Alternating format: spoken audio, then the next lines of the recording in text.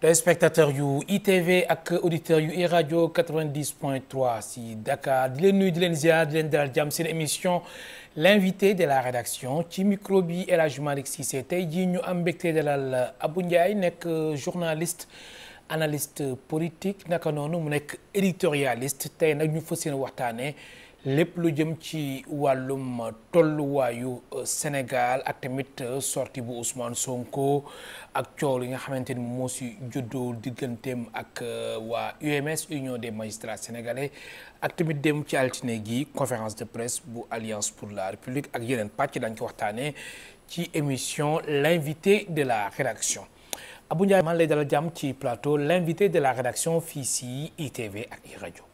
waaw Alaaji Malick maa ngi lay gërëm di la sant di am kontante di dellu si fii ci seen rédaction bu yanj bi waxtaanee encore une fois l'actualité nga xam ni sunu Sénégal gi moom toujours day fournir day doon actualité bu fournir en tout cas c'est un vrai plaisir que de me retrouver de nouveau ici.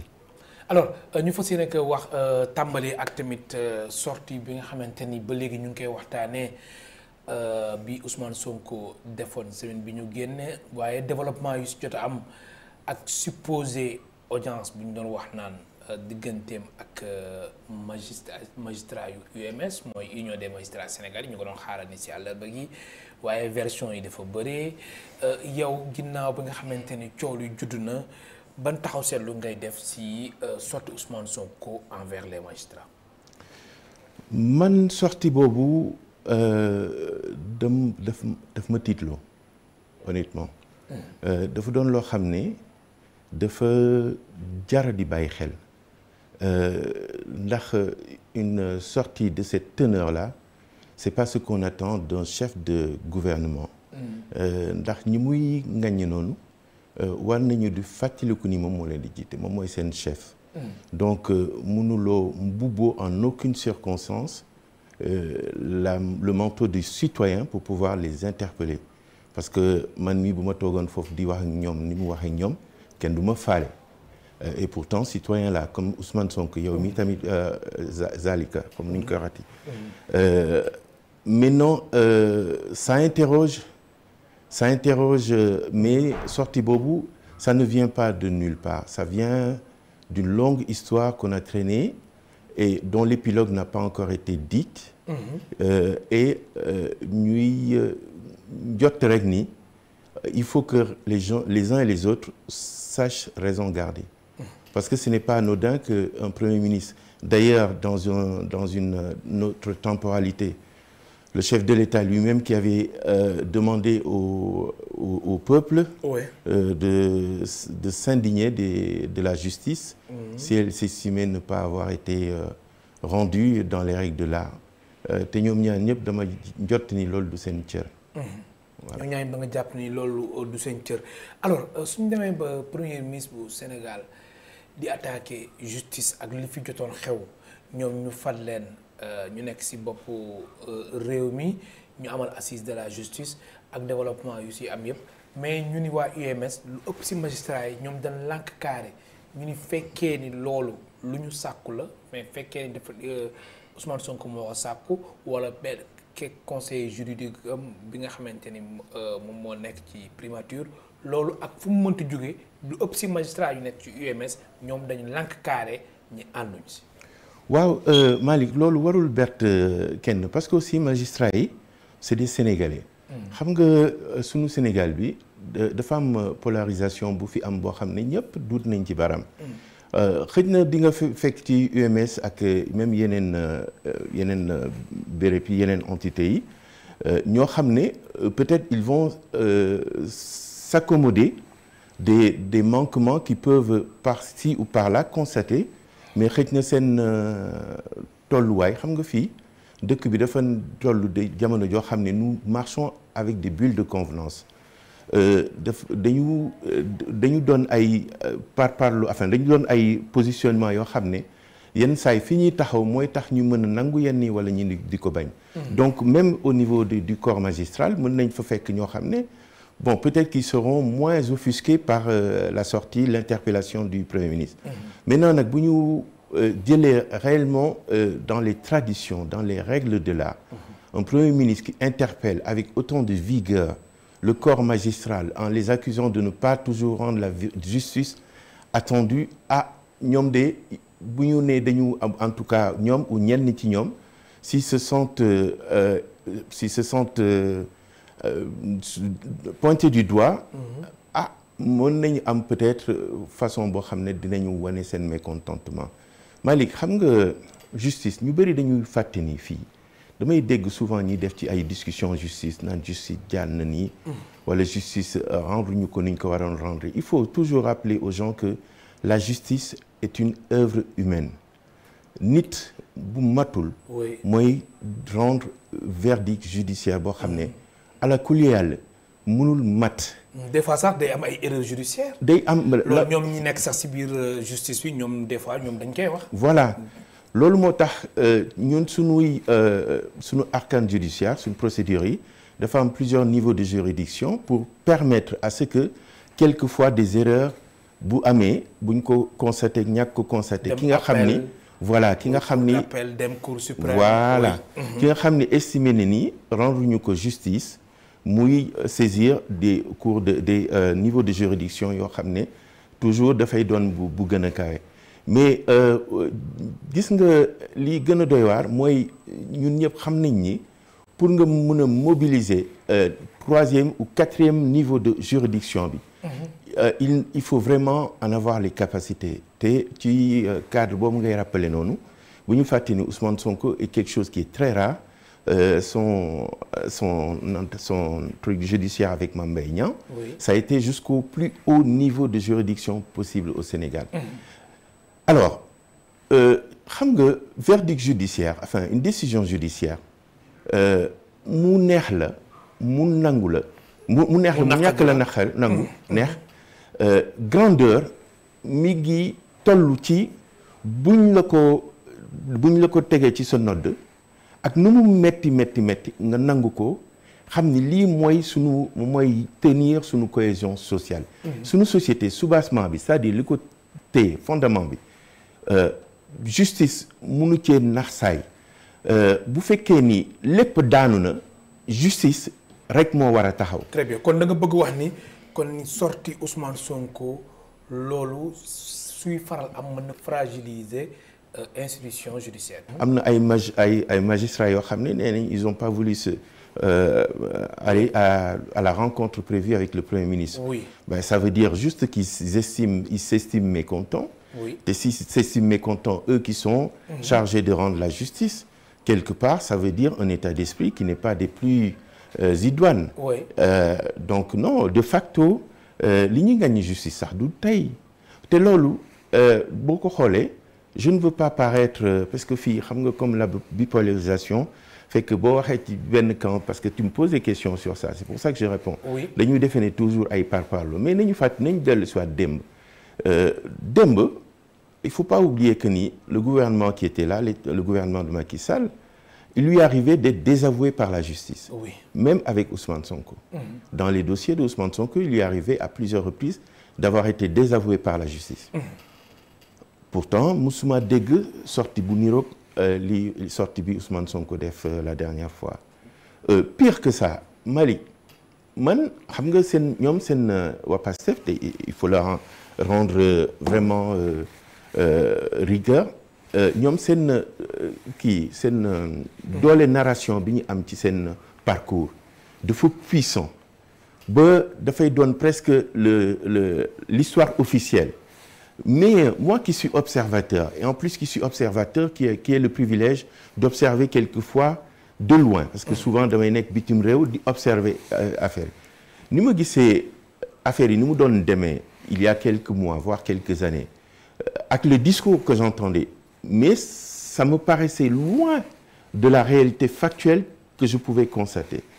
bu ñu fàttali ko ci affaire de viol boobu par exemple pour le citer xam nga dañu jiiñ fii nit viol te Malick ñun suñu pratique judiciaire bi néew na ku ñuy jiiñ viol mu am des éléments yoo xam ne mën nañu njott ni en tout cas am na lu fa am kenn xamul lan la nit ki dem dajeek juge bi génnaat ñu teg ko contrôle judiciaire néew na fii donc loolu rek presque privilège de pas privilège de juridiction dans le sens où tu as des personnes, enfin des pairs qui te jugent dans un contexte particulier, mais loolu presque daanaka spécificité la ci sunuy marche judiciaire yooyu yëpp fekke nañ ko ak leneen ak leneen ak leneen donc qui veut dire que ni il a quand même toujours bénéficié à mon regard de la mansuétude de la justice qui a toujours peut-être fait prévaloir ce qui représentait. Or, en principe, la justice doit faire fi du poids des uns et des autres pour pouvoir être justement dans la vraie balance. Très bien. Alors, ma fàttali suñu mbokk téléspectateurs yi ak suñu mbokk auditeurs yu iRadio 90.3 tey jii ñu ngi dalal Abou Ndiaye nekk journaliste analyste politique éditorialiste alors lan mooy saafara gi ngir suñu justice bi vraiment ñu mën ko bàyyi xel saa su nekk ba suñuy wax ci moom ñu wax ci ay kàddu yu rafet. Il y aura quand même des pistes de réflexion man dama jot ni bu ñuy ŋàññi justice surtout sunu askan bi lañ koy waxal waruñoo nangu kuy ŋàññi justice sur des cas des hommes politiques yi nga xam ne c'est des puissants. Justice pour nga mesurer ndax mi ngi dox wala mi ngi ñàkk dox. da ngay xool la justice qui est rendue au quotidien ñun ñooy ànd ak ñooy deflanteeg justice à chaque fois ñuy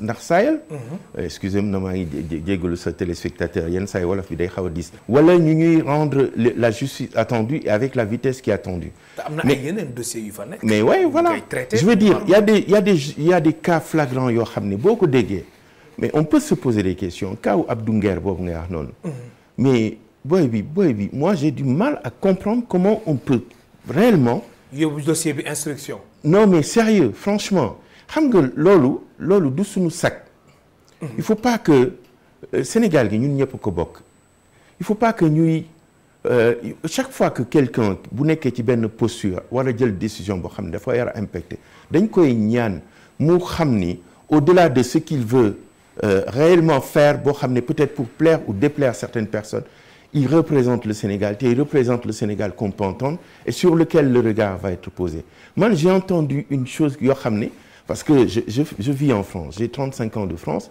effectivement ma pratique française de la langue française j'entends peut être différenciée de la pratique courante ici j'entends des mots des fois à qui on ne donne pas le vrai sens que moi je lui donne et le vrai sens que j'entends de par ceux qui ont la patrimonie de la langue en fait et par exemple le fameux mot bi ñu tëjee woon Moustapha Diakhaté boobu oui mais c'est hallucinant et celui sur lequel aujourd'hui il est maintenu en détention gougnafier mais il y a rien de plus banal que des genres de verbiage comme ça un gougnafier c'est juste quelqu'un qui est dans l'incapacité d'être à la hauteur de la tâche qui lui est dévolue peut-être de manière vulgaire c'est dit bu ñu la ko waxee man bu ma la ko waxee xam nga ni du ma sa copain du ma sa waxuma la lu rafet mais ce n'est même pas une injure encore moins une insulte c'est juste peut-être une invective mais ñuy jël xam nga yooyu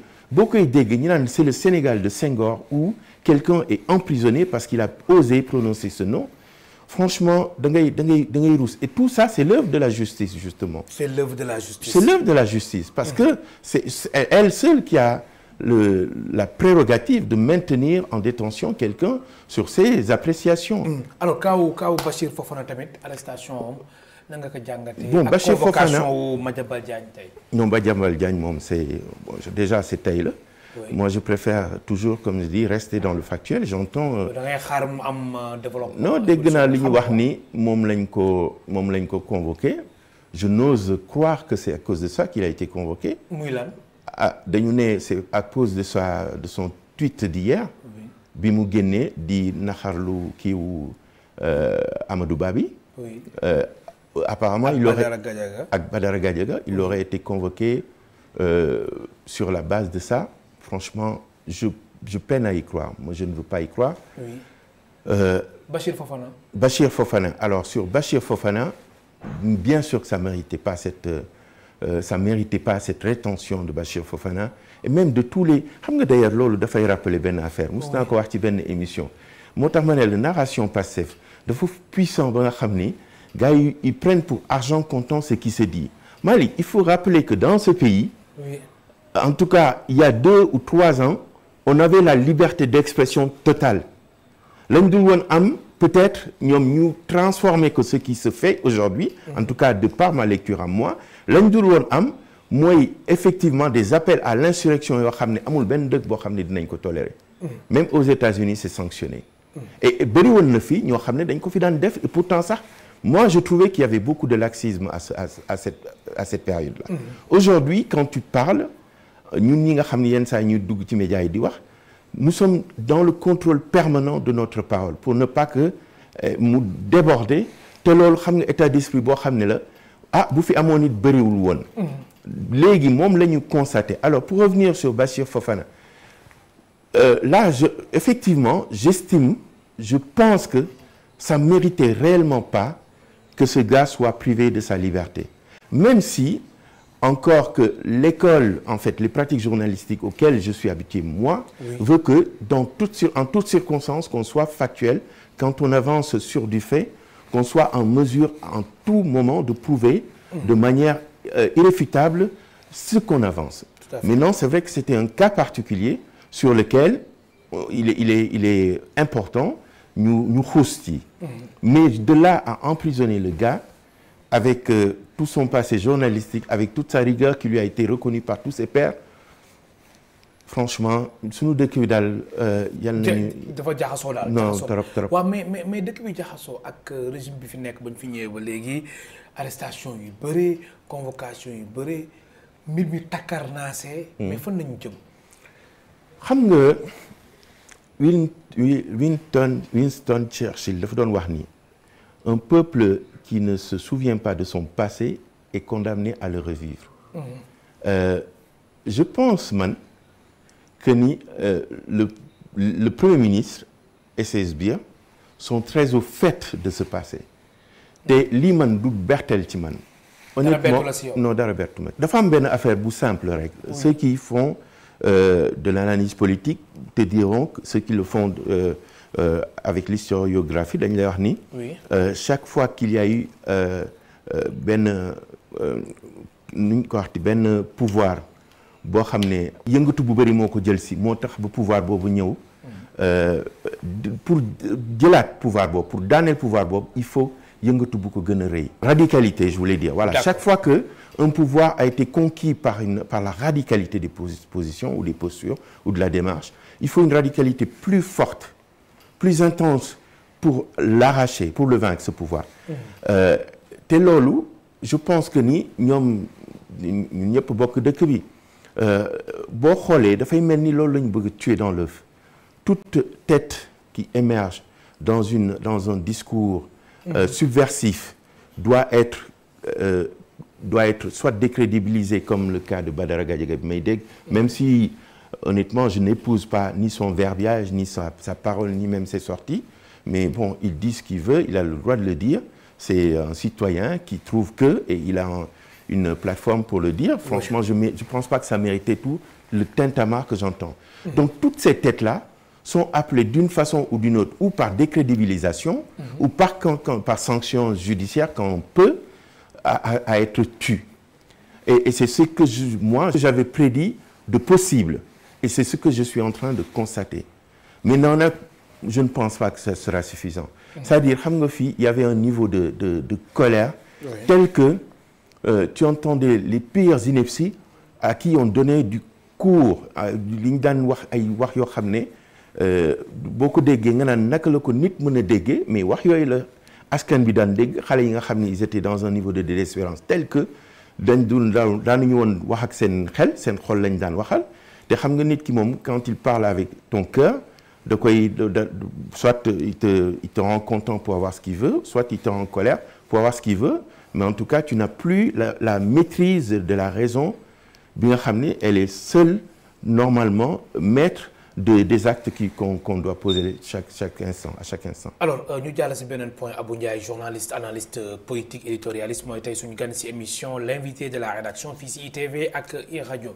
Alors relation diggante pouvoir bi fi nekk ak opposition bi gis ngeen li nga xamante ne moom moo di wàllum reddition des comptes arrestation yu fi nekk ay anciens ministres démb rek gis nañ Sophie Gladima nga xamante ne am na liberté provisoire mais bracelet électronique lañ ko takkal loolu ak ñeneen ñi nga xamante ni ñu ngi ci prison bi comme ay Farba Ngom Mansour Faye entre autres relation tendue bi am si pouvoir bi ak ñi nga xamante ni moom moo di opposition bi da nga jàpp ni wàllum règlement de compte la wàllum reddition des comptes. Malick xam nga question bi nga posé dafa am solo mais daanaka réponse bi dafa nekk ci li ñu jot a wax depuis le début de notre conversation notre échange.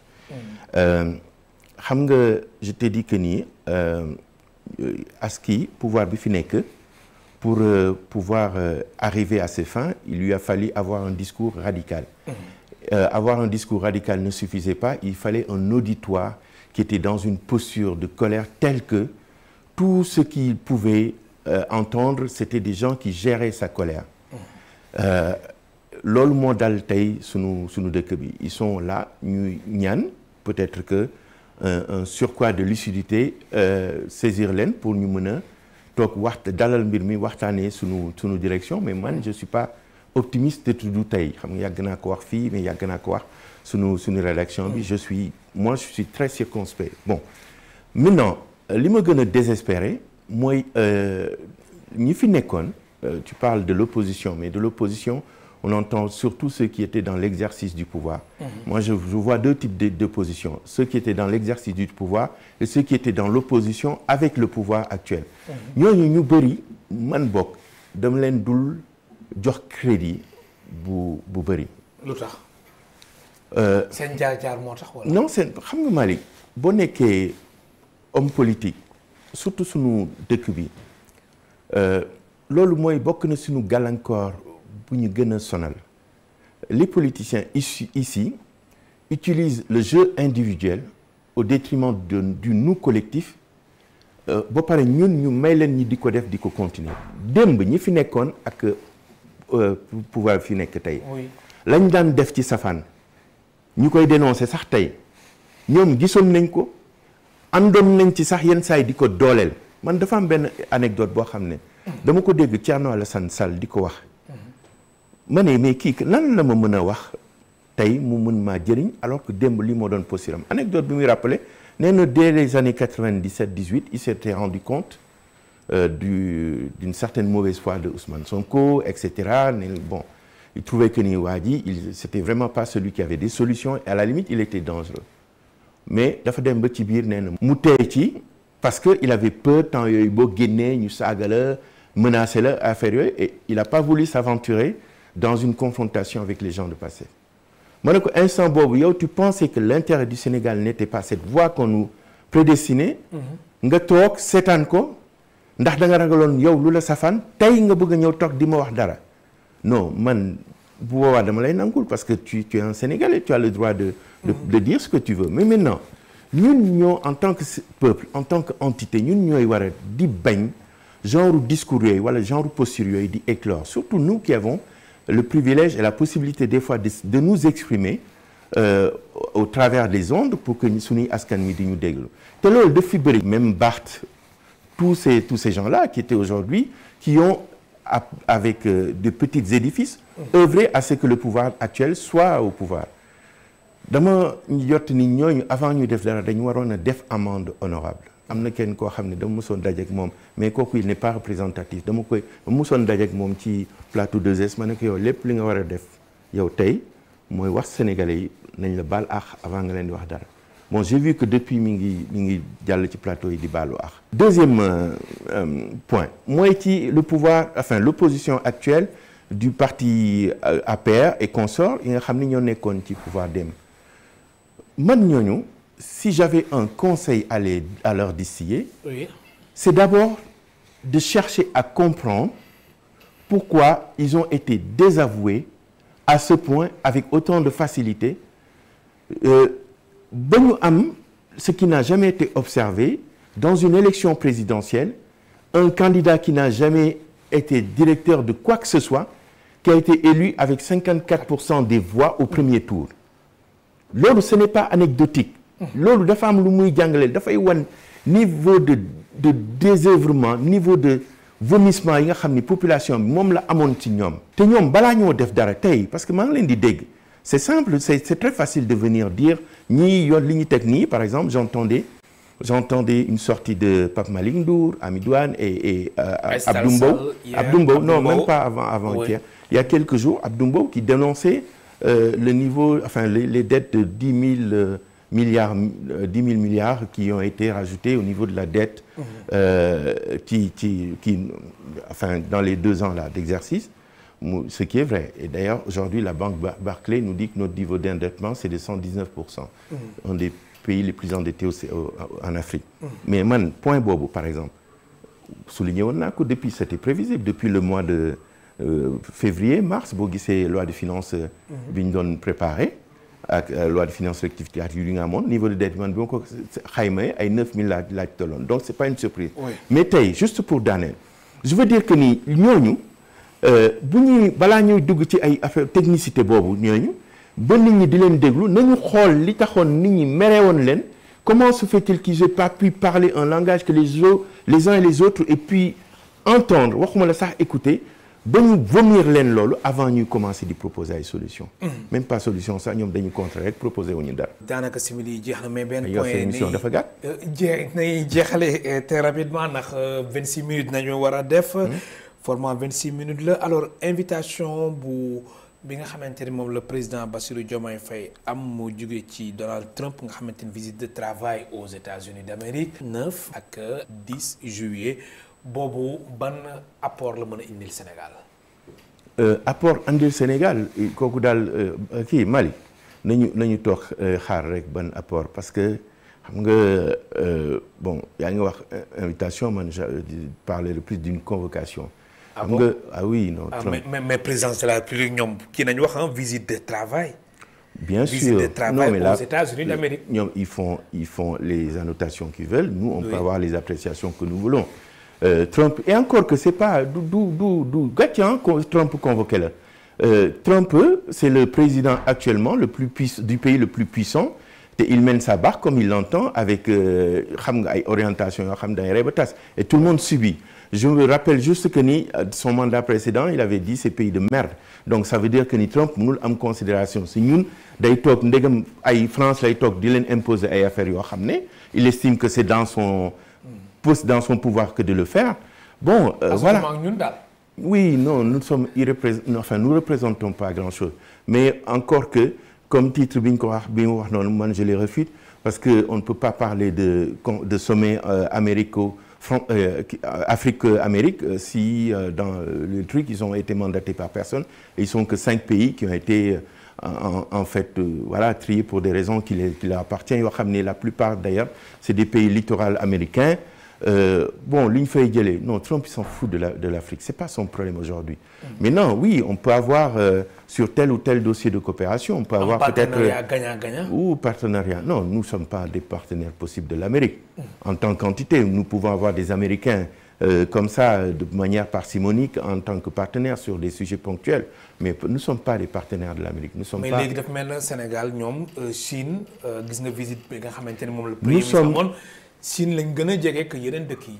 Waaw muy France muy États-Unis. Oui, bien sûr, non parce que effectivement les nouvelles perspectives chinoises de toute façon Chine moom jege ko jamono ji dafa am solo mais jege bi moi je te laisse la paternité du mot les Chinois seen partenariat c'est toujours il y a toujours un travers ci boo koy xool toujours dafa am ay galgal yoo xam ne li leen di jëriñ rek te bien sûr ñu ko fi ñu Chinois ñi mu seqal ñëpp boo demee ba ci à la fin da nga gis ni daf la dribbler sur quelque chose ñoom ils ont besoin pour maintenir seen course à la première puissance bi ñuy kii noonu ils ont besoin de l'ouverture sur d'autres perspectives de marché même si le marché africain est tellement epsilon qu'il ne représente pas grand-chose aujourd'hui mais avoir un précaré sur la zone africaine c'est toujours de bon aloi. Am na solo. Oui et xam nga tey nii avec les perspectives d'ailleurs ñi ngi am secteur buy contracté mais il y a une contraction sur l'économie chinoise avec les échanges inamicaux avec les droits de douane de Donald Trump qui est en train de se faire ressentir. Aujourd'hui, l'Europe est en train d'essayer de se prémunir de la possibilité d'être le déversoir du marché qui n'a pas été coopté par l'Amérique. mu ngi koy prémunir Chine c'est normal que mu tey muy jéem a wut ay débouchés yoo xam ne mën nañ ko xalaat ci zone Afrique bi mais à savoir ndax ñoom li ñuy dugg ak ñoom à la fin des fins ndax dina doon suñu intérêt. am na solo. maa lay gërëm baax di la sant Abou Ndiaye. Ben écoute, merci de l'invitation. Toujours un plaisir de venir ici. Le temps est court. On aurait voulu développer les sujets. C'est toujours des sujets complexes qu'on veut résumer en 2 mots, mais bon, l'essentiel est dit en tout cas. Merci beaucoup Abou Ndiaye di la gërëm baax di la sant mu nekkoon tey suñu gan si émission l'invité de la rédaction Abou Ndiaye nekk journaliste analyste politique éditorialiste mbokk téléspectateurs yu ITV di leen gërëm baax di leen sant ak mbokk auditeurs yu rajo 90.3 si Dakar di gërëm équipe technique bi Charles Koulbi ak Nogay ñoo nekkoon ci réalisation bi jàngeen jëf ci micro bi El Hadj Malick Cissé ba beneen yoon.